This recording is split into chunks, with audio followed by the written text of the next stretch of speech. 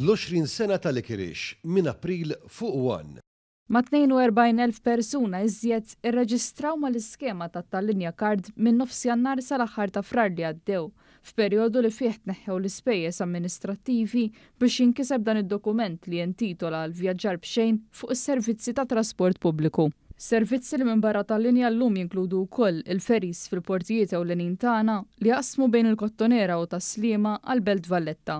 Issa jirriżulta li l-kumpanija Malta Public Transport irċeviet interess addizzjonali qawwi sal-ġimgħa li għaddiet biex tinħarġilhom il-kard li tintitolahom għal trasport b'xejn. One News u informat li dan l-ammont maqsum fuq 6 ġimgħat biss fisser żieda medja ta' 7,000 persuna kull ġimgħa. Dan waqt li kien diġà magħruf li fl-ewwel ġimgħa biss tal-offerta kienu applikaw aktar minn 10,000 ċittadin, differenza ta' 1,400 reġistrazzjoni iżjed minn ġimgħa qabel fetħet l-offerta. Is-servizz tal-linja baqa' jara żiediet sostanzjali sena wara oħra b'medja ta' aktar minn 4 miljun passiġġier fix-xahar. Bit-Tallinja Card mhux biss tista' tivvjaġġa fuq tal-linja b'xejn b'deċiżjoni tal-budget sena u nofs ilu.